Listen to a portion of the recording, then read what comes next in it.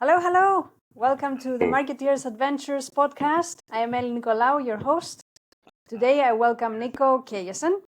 Niko is a videographer and a digital marketing specialist working at a health NGO. But I'm looking forward to hearing more about your adventures, Niko. Yeah, I think it's more of an adventures and the stories because I don't find myself authorized to talk about like professionally about the marketing because I don't know. Even though I just finished my course at Nuruf about video marketing in social media. Um, yeah, I don't want to be an expert suddenly, about this. So I will just try to talk about my personal journey and maybe adapt marketing and integrate marketing into this somehow and talk about personal marketing and personal branding and its role in our lives. First of all, I would love to start about my gratitude. Thank you for inviting me. Happy to be here. I watched your previous episodes, pretty inspiring. You have amazing guests, and I kind of feel a little bit like an imposter right now. But yeah, let's do it. Let's try to improvise. Thank you so And much. Great to have you on. yeah, absolutely. And if we will start with your guests, let's say, I assume and I know that they have figured out some basic things about themselves before they moved on with the general marketing. So I would like to take a step back and talk about like personal branding and personal marketing and how has it become actual in my life, you know? Um, so I started my marketing or advertising journey in 2013 when I studied in Lithuania at Atomic Garden. So it was an advertising course. And when I came back to Georgia, I jumped in the field of advertising and started with the copywriter and advanced as a creative director. That period of time, like all advertising agency doors were open for me. I didn't have to struggle. I didn't have to try anything. I was just cold calling the bosses, and I was just, hey, I want to start there. Okay, come by. Hey, I was like calling another one, going back to the same agency. So I was just like, everything was easy for me. But after that, I met my wife and we moved to Norway, and it all started.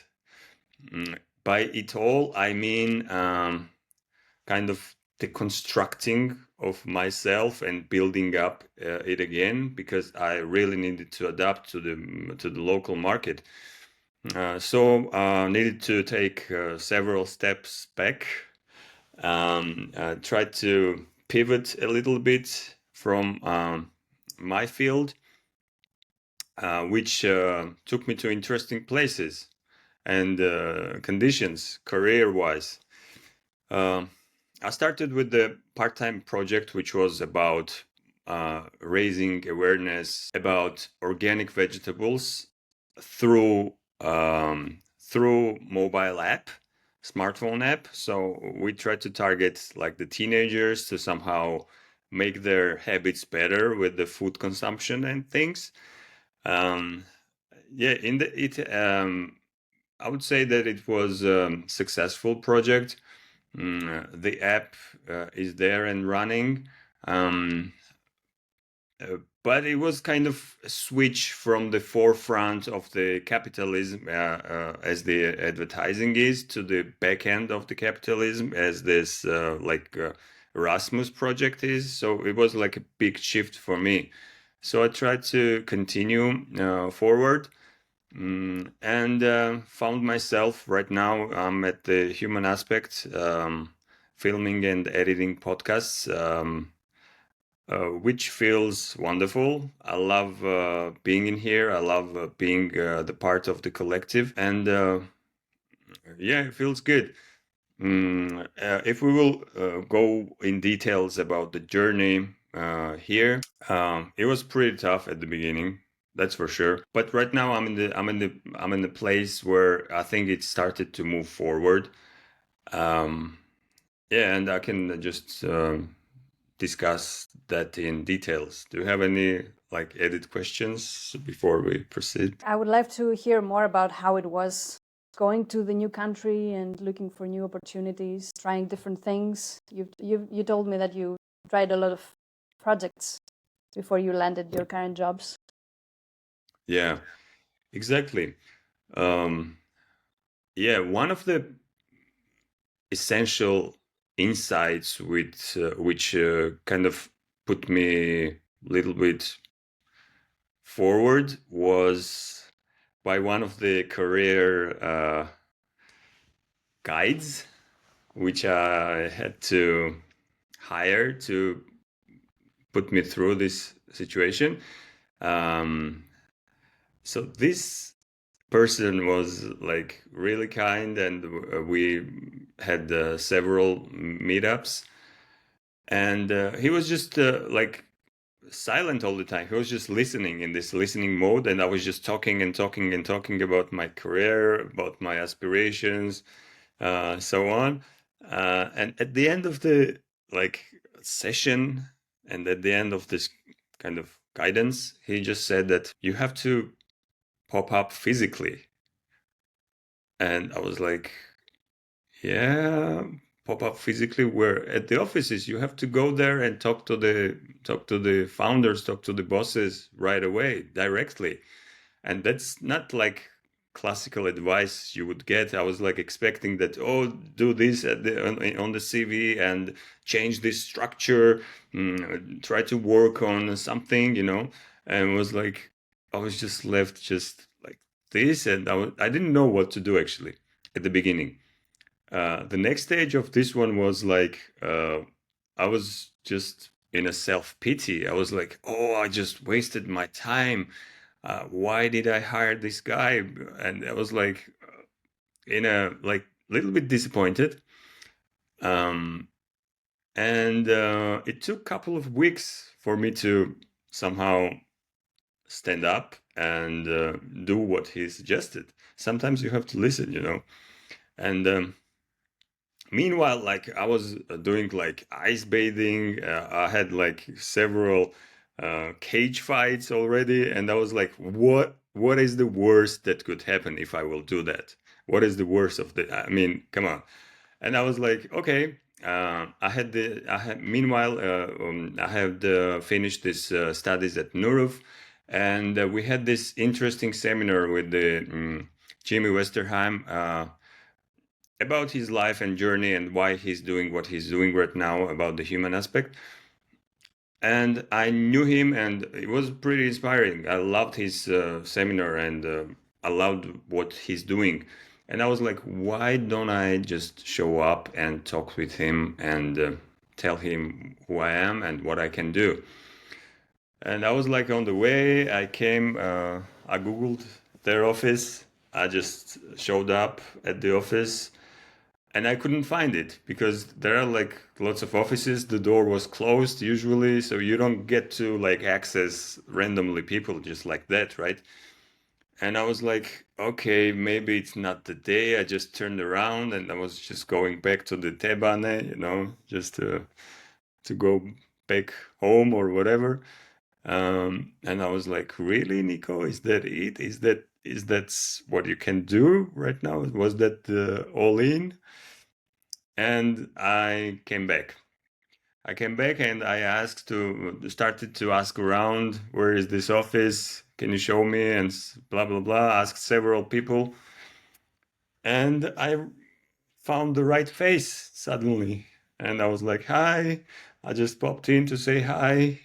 How is it going? And he was like, mm, uh, I don't have time right now. I'm just going to the meeting. Can you come by tomorrow at 12 o'clock? And I was like, yeah, of course.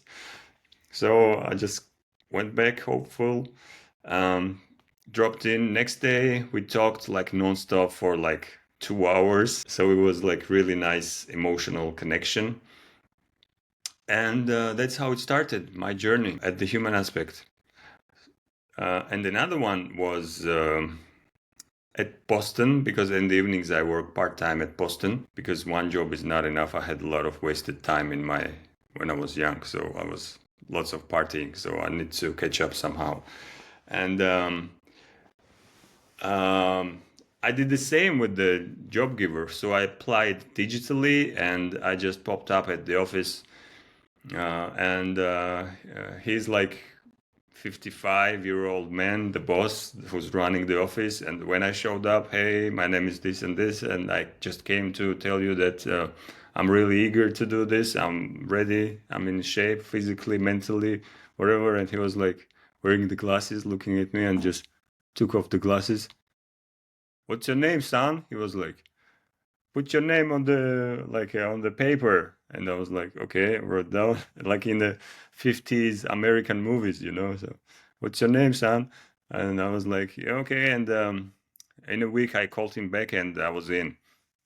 So this advice from this career guide has so far 100% success rate, at least in Norway. So and if we will generalize about this occasions there, it's absolutely crucial to have like the digital presence on LinkedIn, on Instagram, or whatever platforms. But it's also essential not to forget the physical aspect of the things. You should be eager and should be audacious enough to knock on some doors and just pop up physically if you are willing to achieve something. And that's kind of physical side of the marketing, which leads us to the step back, before popping up and showing up. What do you want to sell? Who are you? Essentially, you have to ask those questions to yourself. How honest are you? Are you really willing to do this? Are you really motivated? So you have to somehow pitch yourself to yourself first. So to market yourself to it's kind of rehearsal for the main pitch. So that's in like shortly about the self-marketing and branding and the physical side of it. Yeah, there was a huge monologue. That's really interesting because it's not something that people do, but it looks like it works. And if it works in Norway, I'm guessing that it will work in other countries as well. Yeah, I think so, because that's the deficit we're facing right now. Everyone is like pixelated and everyone wants to, and also you can like be some other person on the social media and having this chemistry and like facing a person gives a different impression, which is kind of shortcut of like you can have a communication with someone for a month on social media and it might misguide you, but have like 5 minutes meet with someone and you will just get the impression whatever is needed. Is it yes or is it no? So it's like good practice for you too. I mean, it's adrenaline for sure. You have to somehow, yeah, make that first step, I guess. Yep, it takes courage. Did you prepare a presentation, or did you just show up there and how did you approach it?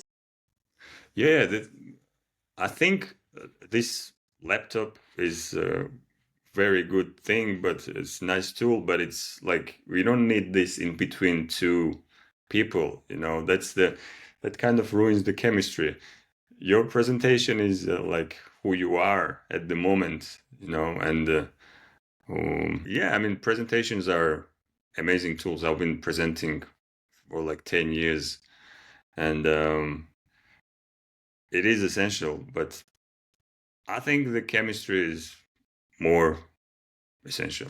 Yeah, about the personal branding, I can like, I don't know. I mean, you have to put yourself in the positions and conditions where you will get to know yourself better, you know. For example, in Georgia and the countries which have more sunlight and more bearable temperatures, you don't get challenged basically, because in Norway the most challenge is like freezing temperatures and the lack of sunlight, which kind of drags you more inside, and you have to figure out things there. You don't get there, and when you will face yourself, you don't essentially like it. There are some things which need to be fixed, which you don't get to do in countries where you're distracted all the time from outside. It's like always something happening.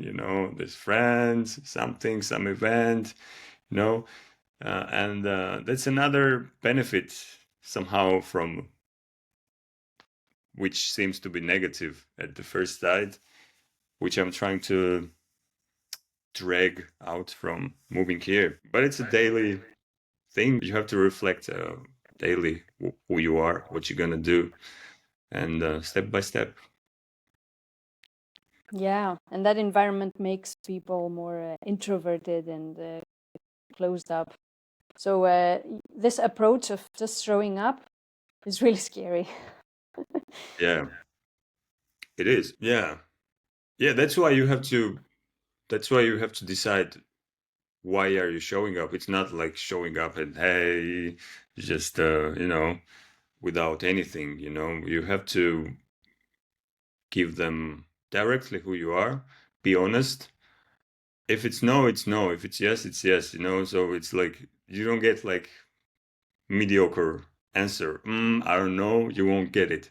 You know, Either you get like 100% no or 100% yes. So that's you have to be ready for those two. So when it comes to the job seeking, at least. But also the same with the creative pitches or the marketing pitches or whatever. It's like not only about what you have on the screen during the presentation, it's also about how you present it, right? How do you feel yourself?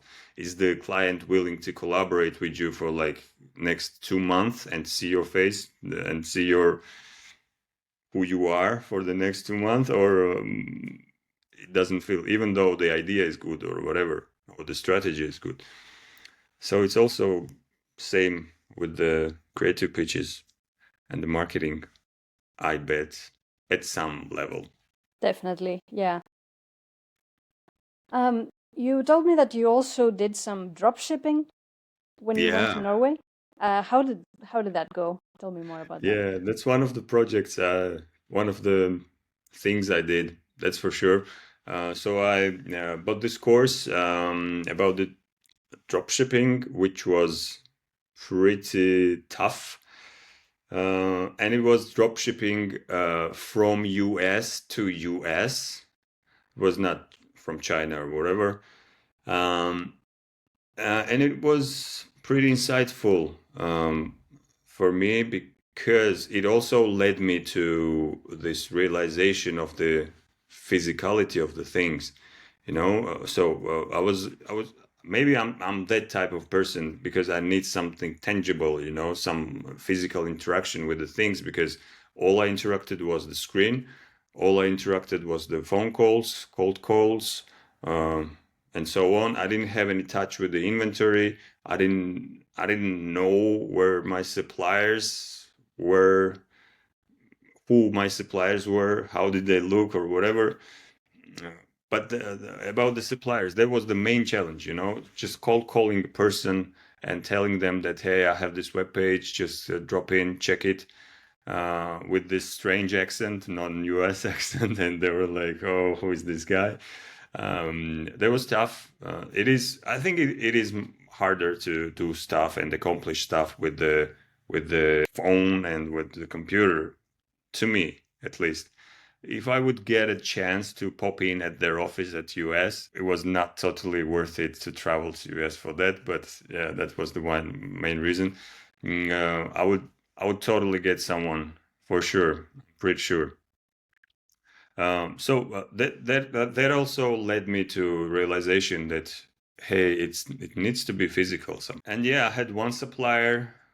There was a huge deficit of the suppliers, basically. So if you're like into lean startup, or into something similar, try to get the basic things, which is like not to go like front end directly and create the web page and good landing page and good presentation. Just try to somehow draft who your supplier will be at the beginning, or maybe have it even better, and try to do the front end afterwards, because it's going to be tough. It will take twice as much time as it took in my case. I worked really hard with the web page optimization, uh, everything, and suddenly boom, and I don't have the suppliers.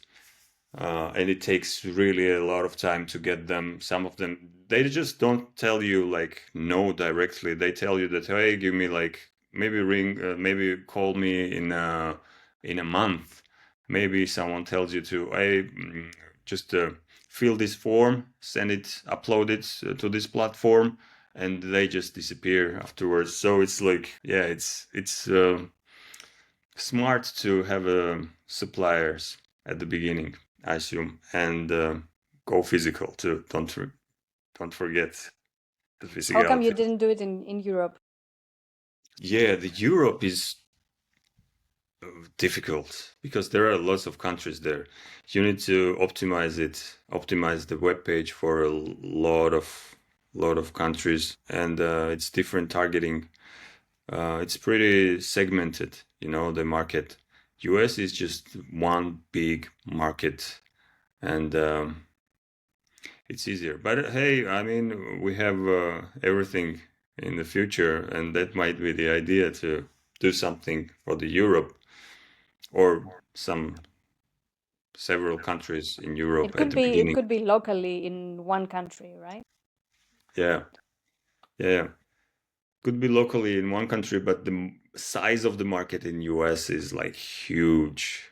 It's like unbelievably huge, and the purchase power is crazy, and the prices are good.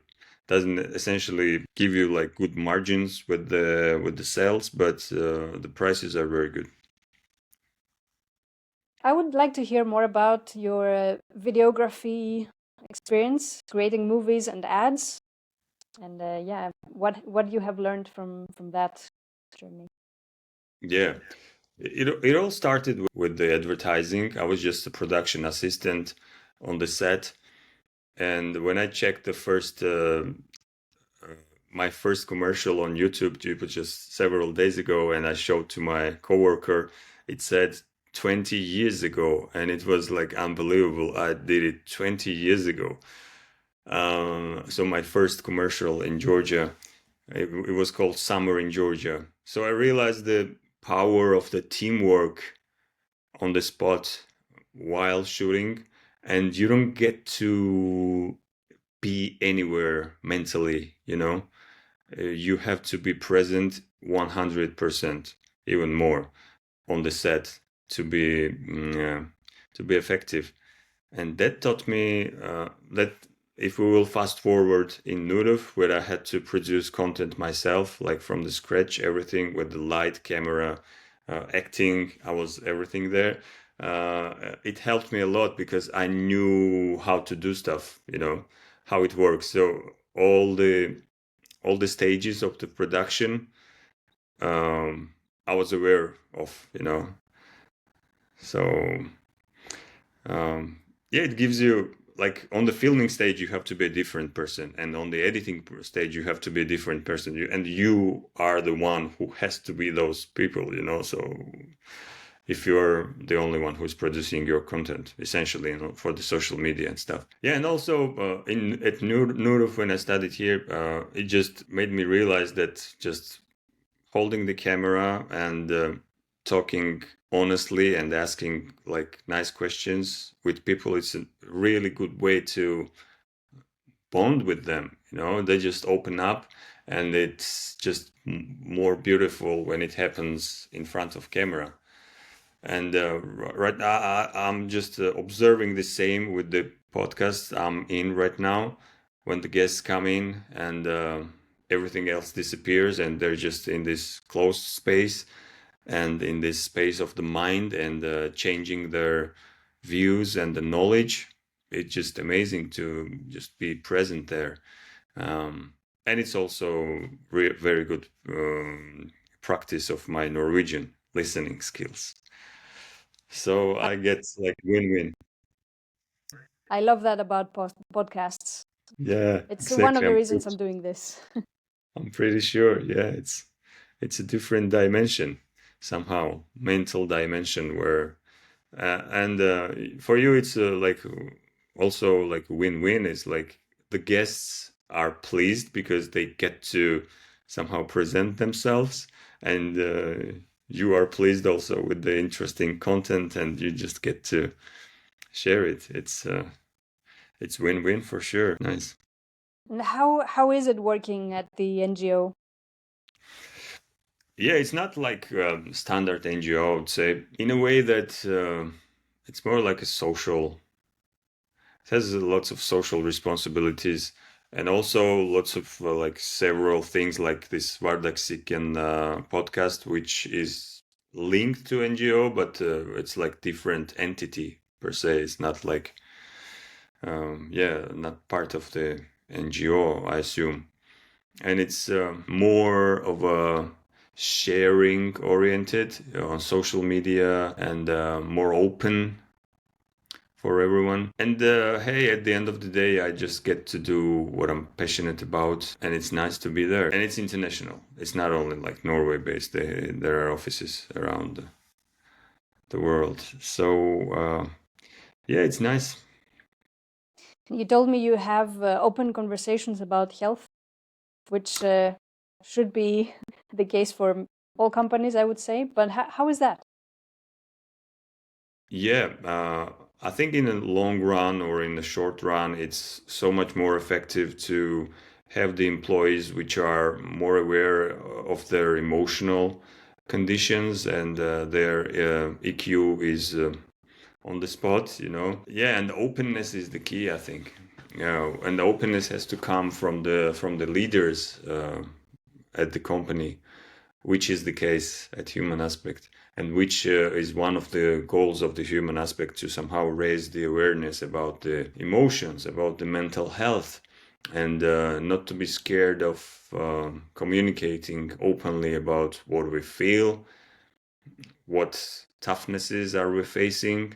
Yeah, it's somehow the taboo, you know, because we just display our strong sides, you know. We just would want to be seem to be like strong, smart, and you know, but it's totally humane to communicate what you're facing at the moment, right? And that's the kind of environment which gives me motivation to show up daily and to do honestly what I'm doing there.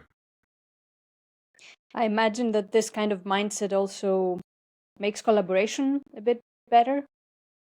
Would you agree?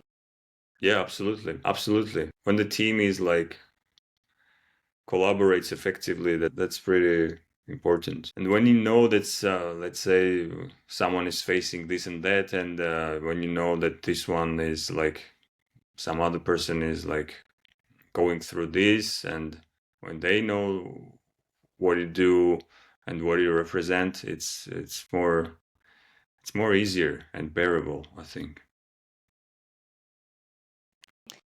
How do you see the future of content creation? Oh, future of the content creation. That for sure will be AI related.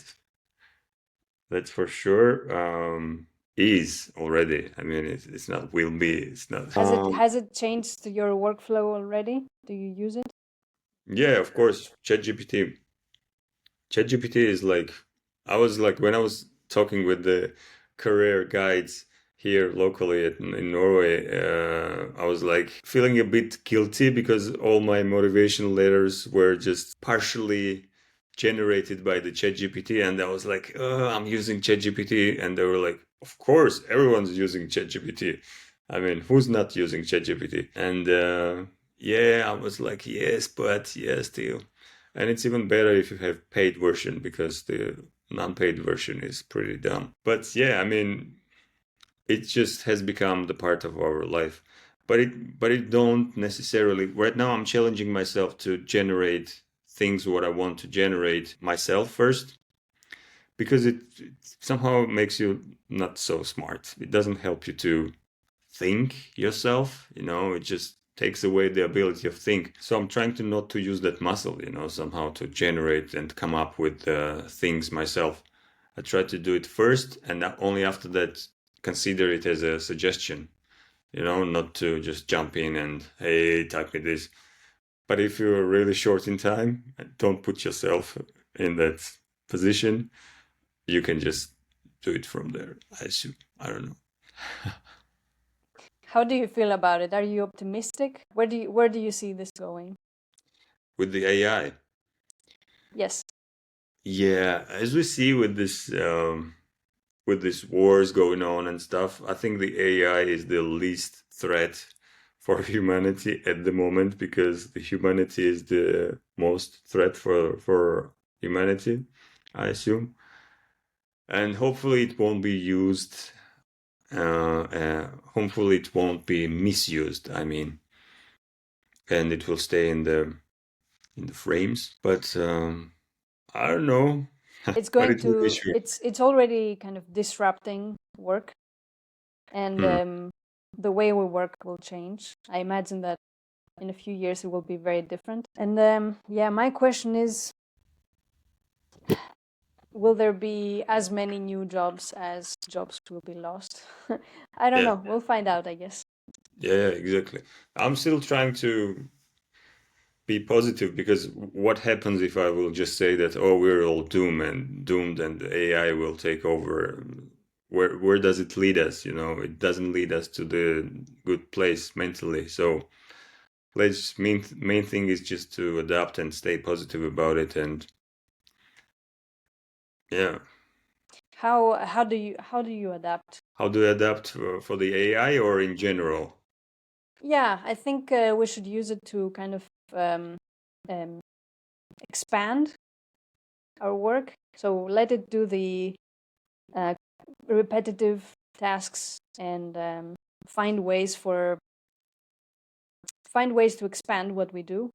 But yeah, I don't know exactly what that means. Do you have any Yeah. ideas? Yeah, it's about your again, it's about your motivation, what you want to do.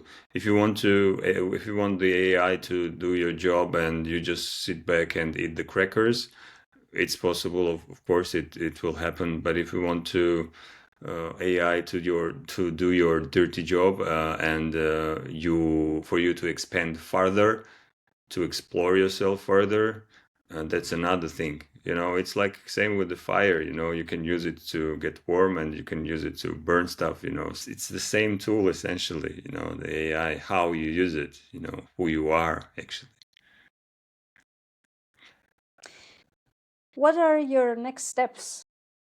What are your thoughts on the future?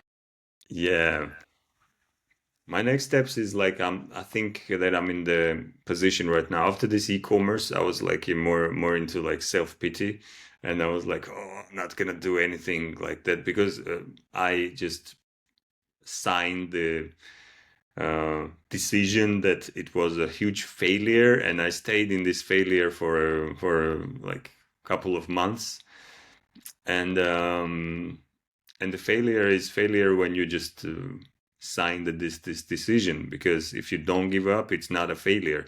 So I just stayed there for a couple of months, and I decided that it's enough. Right now, kind of drafting some upcoming projects to make some money online.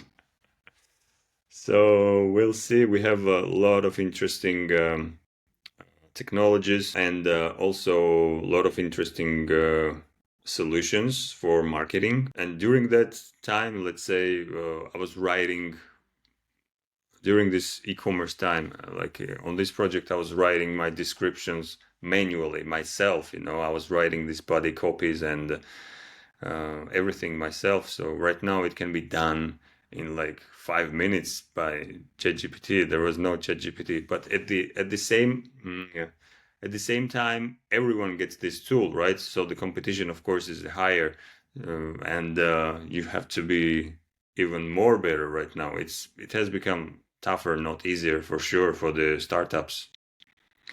That's why coming up with original ideas, getting that blue ocean market is crucial right now. But also another like valuable thing is to really love something, doesn't necessarily it has to be like original idea. If you really love shoemaking or whatever, it gives you a different type of leverage through time.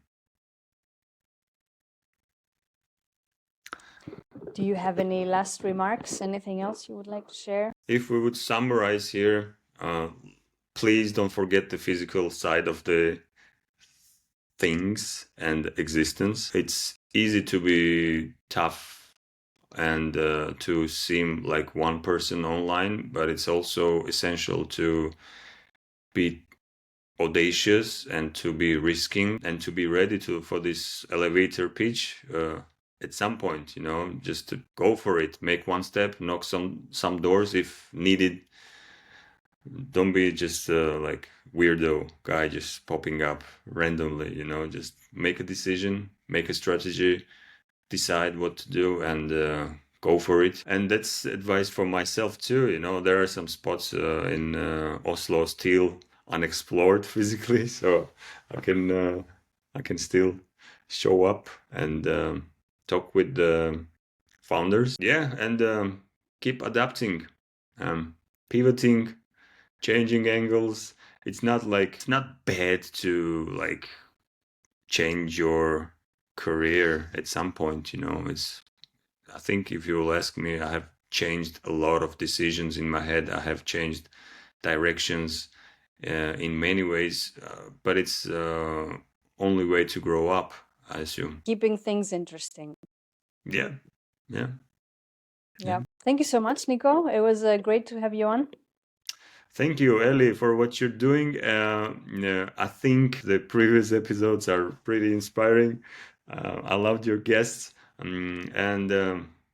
Yeah, keep doing what you're doing because it is very important for other people and for yourself and for your guests. Share the word. Thank you for tuning in for Marketeers Adventures. I'm Ellie Nicolau, and I'll see you next time. Thank you.